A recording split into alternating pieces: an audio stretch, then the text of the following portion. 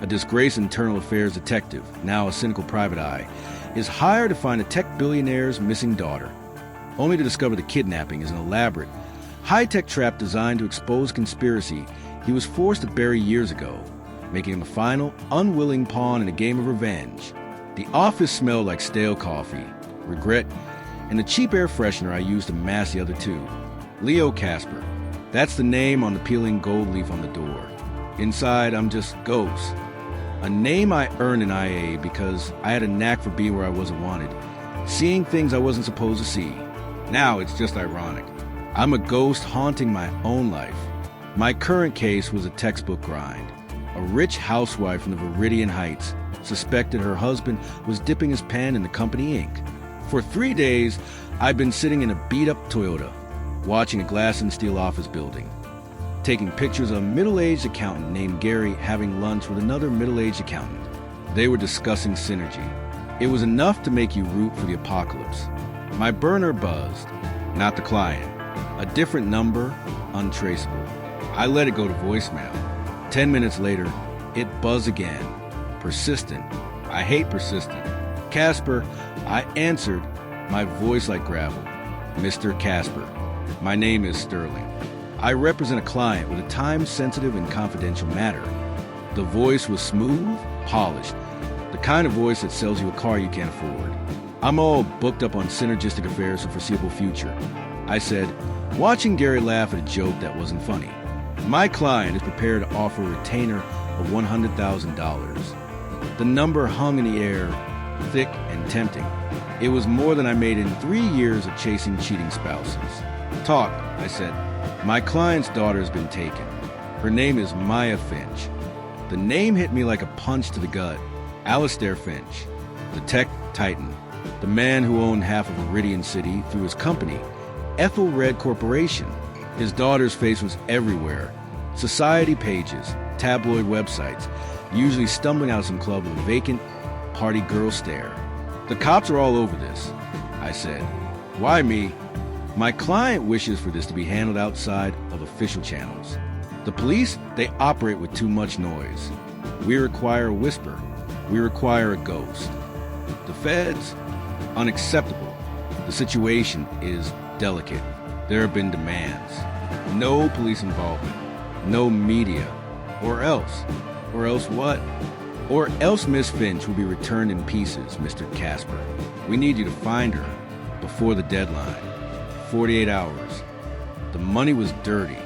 I could feel it, but my rent was due and my pride was already in hock. Where do we meet? The Gilded Cage. Alistair Finch's penthouse wasn't a home. It was a statement. It sat atop the tallest spire in Veridian, a palace of glass and steel overlooking the city's sprawling, broken-toothed grin. Finch himself was a man carved from the same material. Lean, with eyes that missed nothing and a smile that didn't reach them. He paced his minimalist living room, like a caged wolf. Casper, he said, not offering a hand.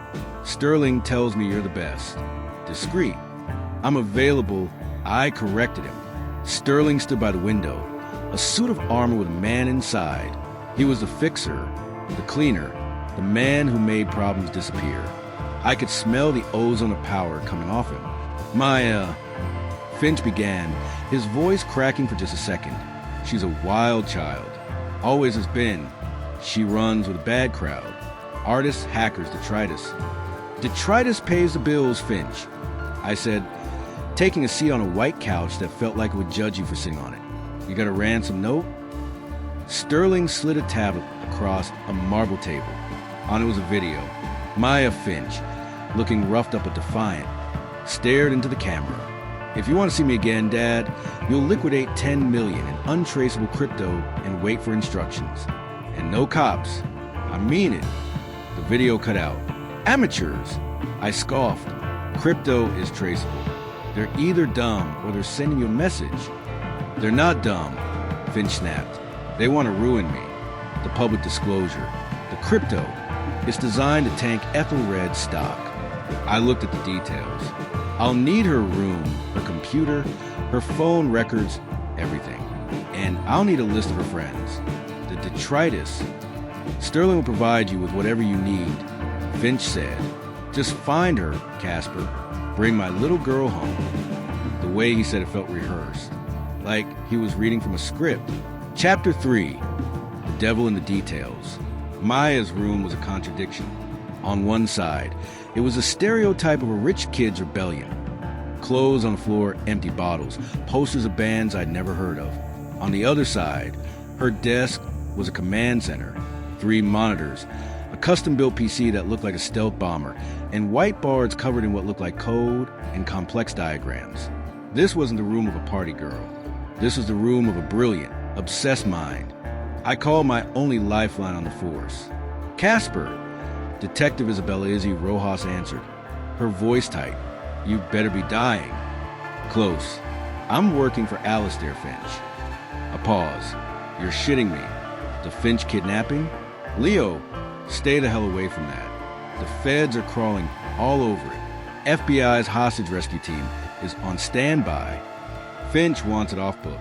He thinks the kidnappers will kill her if the feds get involved. And you believe that load of bull? Finch is a snake. What's he paying you? Enough to buy my soul back, if I could find a receipt. Izzy sighed. I could hear her typing in the background. Be careful, Leo. These aren't the usual mooks you chase. This is a different league. Always am is always am. I hung up and started digging. I went through Maya's laptop. The history was wiped clean, professionally wiped. Not something a party girl does. But underneath the surface, in the unallocated space, I found fragments, deleted files, references to a name, Julian Croft. I ran the name. Nothing. A ghost. I called my snitch, a wiry old-timer named Rattlesnake Ron who haunted the digital cafes downtown. Julian Croft, I said over the phone. Ring any bells? Ron's voice was a rustle of dry leaves. Croft? Yeah, kid. A wizard with code. Disappeared a few years back. Word was, he got on the wrong side of some real heavy hitters. Ethelred heavy. My blood ran cold. What happened to him? Cops called it suicide. Jumped off the Veridian Bridge. But the street said he was thrown off. Said he invented something that Ethelred stole. Something big. I looked back at the white bars. The code. The diagrams. It wasn't just random. It was a map. A plan, and the name Julian Croft was at the center of it. This wasn't a kidnapping. It was a goddamn symphony. And Maya Finch was a conductor, a ghost from the past. The name Julian Croft was a key. It unlocked the door of my own memory I'd kept bolted shut for 5 years. Back when I was still in IA, investigating police corruption, I was looking into a detective named Miller, a dirty cop on Finch's payroll. The case was airtight. Miller was taking bribes to look the other way on Ethelred's corporate espionage, which was a polite term for crushing their competitors. The night before I was set to bring the hammer down, my captain called me in. The case was closed. Orders from on high. Miller was transferred, and I was given a choice: resign or be buried under a mountain of bullshit administrative charges. I chose to resign. The case file on Julian Croft's suicide was one of the ones Miller had been paid to bury. I drove to a storage unit on the industrial side of town, a place that smelled of rust and forgotten things. Inside a dusty locker was a single box, my life before I became a ghost. I found the file. Croft Julian, age 24, Ethelred Corp programmer, cause of death. Suicide, consistent with a fall from a great height. But the crime scene photos, they were wrong. No note. His apartment was wiped clean, and there was a detail the original detective missed. A single, faint burn mark on the windowsill, the kind a high-powered laser could make. This wasn't a suicide, it was an assassination. And Alistair Finch was the prime beneficiary. Croft had been working on a revolutionary AI, a predictive algorithm that could manipulate financial markets. Finch stole it, called it Ethelred's Oracle, and became a billionaire. Croft had to be silenced. My burner buzzed. It was sterling. Any progress, Mr. Casper? I'm following the breadcrumbs, I said, my mind racing. Your daughter wasn't just a party girl. Was she sterling? She was close to Julian Croft. There was a beat of silence on the other end. Miss Finch experienced a period of intense grief after his passing. She was not herself. She's herself now, I said, and she's not a victim.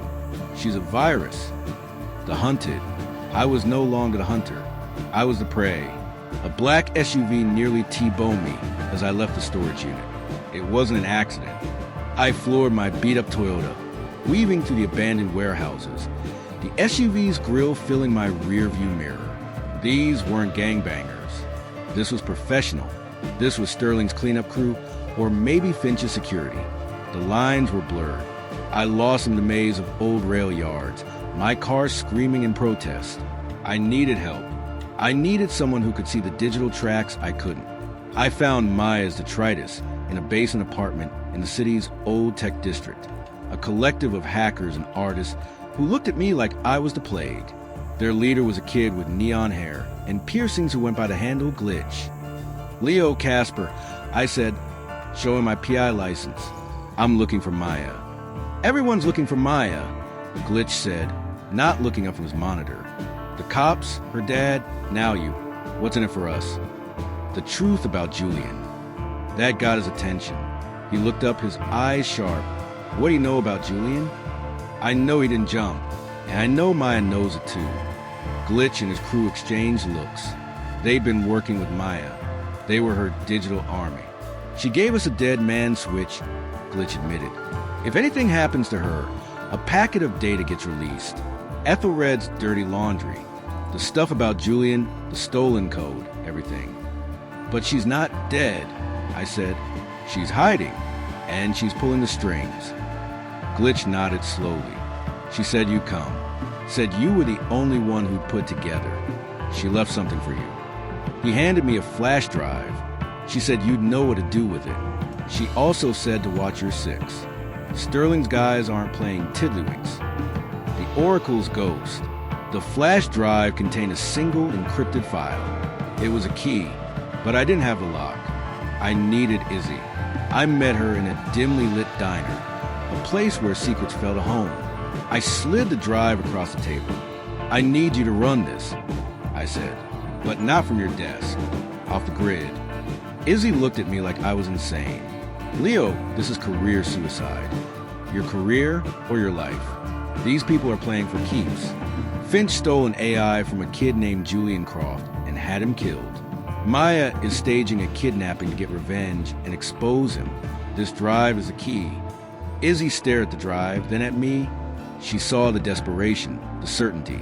She saw the partner she used to have. Damn you, Leo, she whispered, pocketing the drive. Give me 24 hours. The next day was the longest of my life. I stayed on the move, never in one place for more than an hour. I could feel the net closing in.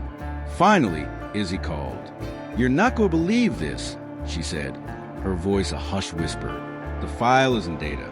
It's a worm, a piece of code designed to infiltrate a specific network. Ethelred's mainframe. It's a key, Leo, but it doesn't unlock a file. It unlocks a backdoor Maya built herself, years ago, right under her father's nose. She's not just going to leak the data. I realized, the full scope of her plan dawning on me. She's going to destroy Ethelred from the inside out. She's going to kill the Oracle. And us with it, Izzy said. If that AI goes haywire, it could trigger a market crash. We're talking 2008 on steroids. The ransom demand, I said, the 10 million in crypto. It's a smokescreen. While everyone is focused on the money transfer, she'll execute the worm. When Izzy asked, the deadline, I said, midnight tonight. She's not at a ransom drop. She's somewhere with a direct line to the Ethelred server, somewhere her father built. The Lion's Den. There was only one place. Ethelred's original R&D facility, a decommissioned server farm on the outskirts of the city. Finch built his empire there, then abandoned it for the shiny new downtown tower. It was a monument to his original sin. I drove out there as the sun bled out over the Veridian skyline. The place was a mausoleum of forgotten technology. I slipped through a hole in the fence, my gun in my hand. Inside, the air was cold and still. The servers were dark. But in the central control room, a single bank of machines hummed with life. And there she was. Maya Finch didn't look like a victim. She looked like a queen on her throne. She was dressed in black, her hair pulled back, her face illuminated by the glow of a dozen monitors. She wasn't tied up. She was typing. "You're late, Ghost," she said, not looking up. This was never about a ransom. Was it Maya? I said, my voice echoing in the cavernous room. She stopped typing and swiveled in her chair. Her eyes were clear, sharp, and burning with a cold fire. Julian was the smartest person I ever knew. He saw the future. And your friend, Alistair Finch, stole it from him. He killed him. She nodded, and the police helped him bury it. People like you. People like me got run out of town for trying to expose it. I shot back. I was on your side, Maya. You just didn't know it. I know now, she said. I've been watching you for a long time, Leo. I knew you were the only one dirty enough to take Finch's money and smart enough to follow the trail. You were my wild card, my final piece of evidence. So what now? I asked. You crash the market and disappear? A lot of innocent people get hurt in the crossfire. Innocent? She laughed, a harsh, bitter sound. There are no innocents. Not in this world. Not anymore. This is justice. It's revenge. I corrected her. There's a difference. 3-player game. The sound of a door sliding open behind us made us both turn. Sterling stood there, flanked by 2 mercenaries with assault rifles. He wasn't smiling. An impressive performance, Miss Finch, Sterling said, his voice dripping with condescension. But the curtain call is here. You're not here to take me home, Maya said. It wasn't a question. Mr. Finch is a pragmatist, Sterling said. He understands that loose ends are inefficient. He hired me to find you. He also hired me to ensure the story of his stolen empire never saw the light of day. Your death at the hands of your kidnappers, followed by a tragic accident for Mr. Casper here, would be a very tidy narrative. So that was the play. Finch would get his daughter back in a body bag and eliminate the only 2 people who could tie him to cross murder. It was cold. It was brutal. It was pure Alistair Finch. Before Sterling could give the order, another set of headlights cut through the dusty windows. A car screeched to a halt. Izzy. She burst in, her service weapon drawn. Veridian PD, everybody down. The situation was a powder keg. Me, Maya, Izzy on one side, Sterling and his goons on the other. It's over, Sterling, I said. He sneered. Hardly. He raised his hand to give the order to fire. That's when Maya made her move. She slammed a key on her keyboard. The show must go on. On the monitors, lines of code began to scroll at an impossible speed. The worm was activating. You're crazy, Sterling yelled, aiming his gun at Maya. You'll kill us all. He fired. I dove, tackling Maya behind a server rack as bullets ricocheted off metal. Izzy returned fire, the roar of her pistol deafening in the enclosed space.